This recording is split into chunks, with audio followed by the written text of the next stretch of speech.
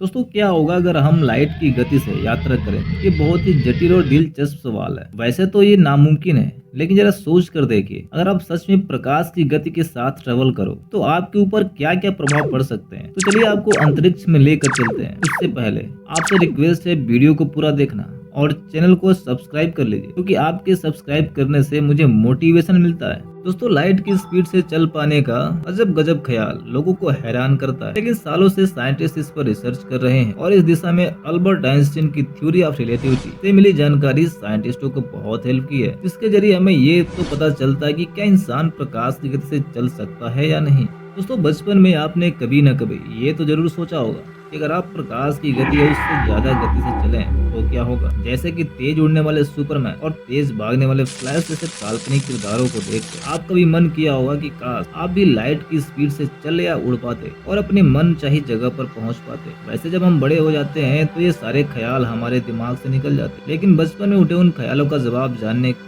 आज भी आपको इच्छा तो रहती ही होगी। तो क्या इंसानों के लिए मुमकिन है कि वे प्रकाश की गति या उससे ज्यादा गति से चल पाए? तो चलिए अब अपने सारे सवालों का जवाब ढूंढते हैं इस वीडियो में, और अगर यहाँ तक आए हैं तो पूरा वीडियो देख कर जाइएगा। क्या प्रकाश की गति के बराबर चल पाना पॉसिबल है? दोस्तों हर एक चीज के अंदर मास होता है, जिसे द्रव्यमान कहा जाता है। दुनिया की कोई भी ऐसी चीज जिसमें मास होता है, उसे चलने के लिए ऊर्जा यानी एनर्जी की जरूरत पड़ती है। अब आइंस्टीन की थ्योरी के अनुसार प्रकाश की गति मास वाले किसी भी चीज पर एक यूनिवर्सल स्पीड के रूप में कार्य करती है। उनकी थ्योरी बताती है कि मास वाली कोई भी चीज प्रकाश की गति तक या उससे तेज नहीं जा सकती। इसका कारण है कि उतनी स्पीड पर ले जाने के लिए किसी भी चीज का मास अनगिनत यानी कि इनफाइनाइट होना चाहिए, पर अनगिनत मास को उतनी तेज एक्सेलरेट करने के लिए अनगिनत ऊर्जा की जरूरत पड़ती है, जो कि असंभव है। ऐसा पॉसिबल नहीं हो सकता।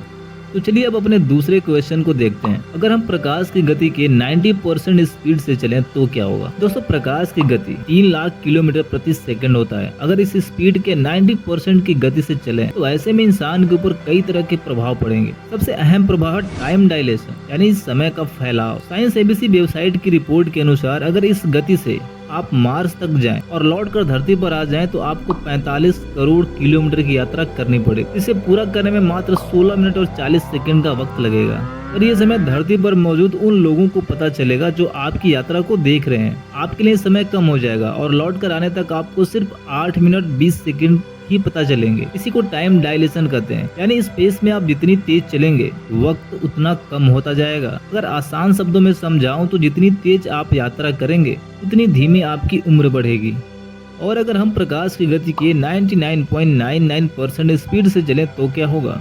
अब अगर सोच लिया जाए कि आप प्रकाश की गति के बराबर यानी कि 99.99% गति से चलते हैं तो क्या होगा। दोस्तों साइंस एबीसी वेबसाइट के अनुसार अगर आप इस गति से चलकर हमारे सोलर सिस्टम के बाहर अल्फा सेंचुरी तक जाते हैं, जो कि 4.35 प्रकाश वर्ष दूर है, तो आपको जाकर वापस लौटने में 8 साल और 8 महीने लग जाएंगे। पर हैरानी की बात तो ये है कि धरती पर रह रहे लोगों के लिए 8 साल 8 महीने बीतेंगे, जबकि आपके लिए सिर्फ 1.5 महीने ही बीतेंगे। इसका ये मतलब हुआ कि जब आप धरती पर लौटेंगे तब आपकी उम्र के लोग 8 साल ज्यादा बूढ़े हो चुके होंगे, जबकि आपकी उम्र 1.5 महीने के अनुसार ही बढ़ती रहेगी।